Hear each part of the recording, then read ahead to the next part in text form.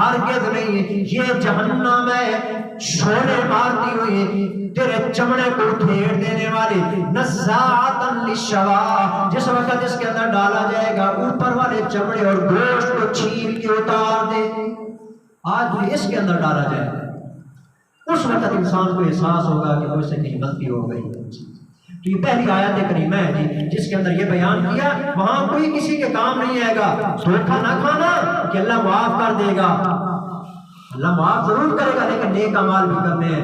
اگلی آیت کریمہ جس کا بالکل مختصر ترجمہ اور مختصر تشریح میں ذکر کر دیتا ہوں جی، پہلے اس کا ترجمہ لکھنے کے لیے اس کا آخری آیت سورۃ لقمان کی جی، ان اللہ عنده علم الساعہ، بے شک اللہ ہی کے پاس ہے قیامت کا علم،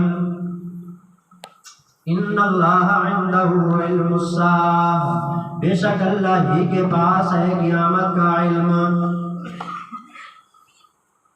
وَيُنَزِّلُ الْغَيْثَ، اور وہی اتارتا ہے بارش، اور وہی اتارتا ہے بارش، وَيَعْلَمُ مَا فِي الْأَرْحَامِ،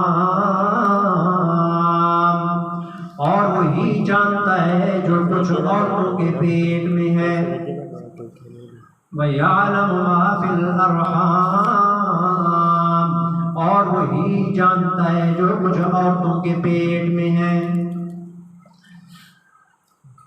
وَمَا تَدْرِي نَفْسٌ مَاذَا تَكْسِبُ غَدًا،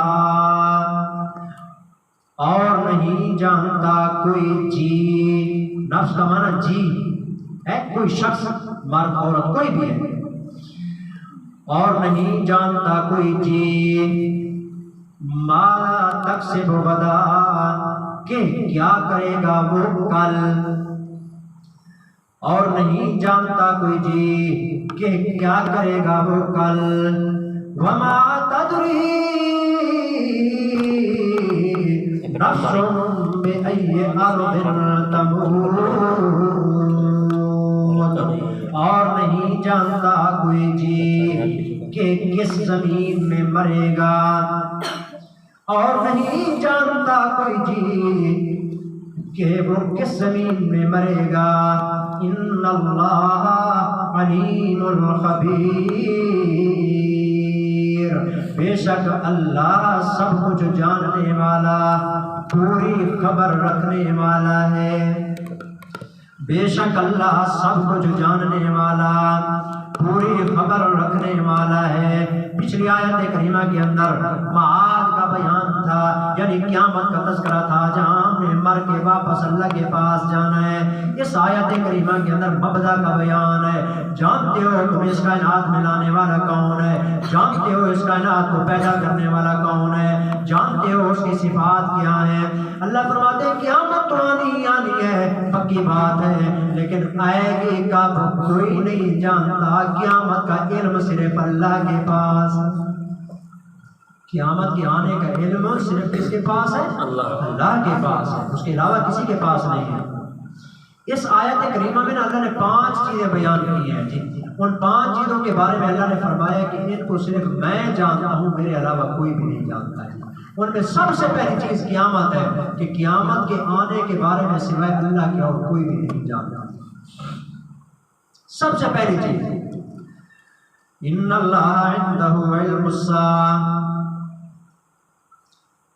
بات لمبی نہ ہو جائے بالکل مختصر کر کے بتا دیتا ہوں، قیامت کے آنے کا علم اور کس انسان کو کہاں پر ہو سکتا ہے جبکہ محمد کریم کو بھی اس کے آنے کا علم نہیں۔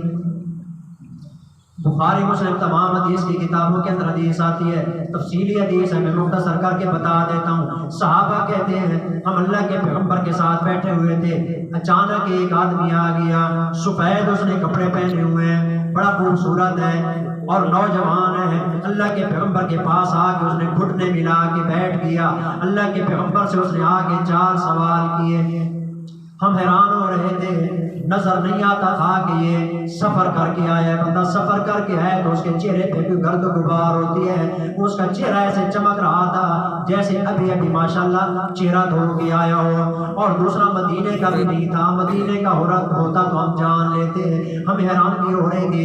ایک دوسرے کو اشارے کر کے صحابہ پوچھ رہے تھے یہ کون ہے. کسی کو پتہ نہیں چل رہا تھا. اللہ کے پیغمبر کے پاس آ کے بیٹھ کے کہنے لگا یا رسول اللہ یا محمد. کہا بھی اس نے اسی انداز میں یا محمد، اے محمد صلی اللہ علیہ وسلم. 4 میرے سوال ہیں، آپ ان کا جواب دیجئے گا.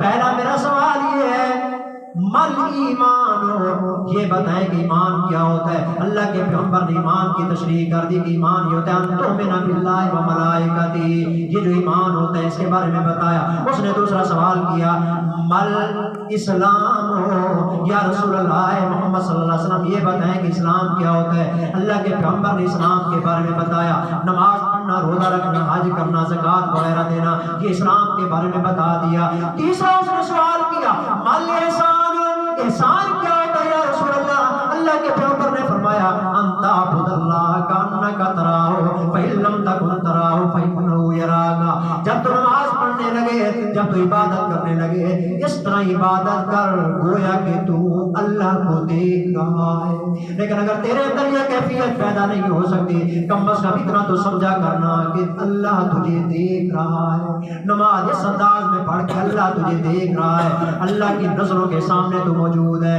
چوتھا سوال اس نے کیا، تینوں کا آپ نے جواب دے دیا. ایمان کے بارے میں بھی بتا دیا، اسلام کے بارے میں بھی بتا دیا، احسان کے بارے میں بھی بتا دیا. اس نے چوتھا سوال کیا یا رسول اللہ یہ بتائیے گا متی الساعۃ، قیامت کب آئے گی.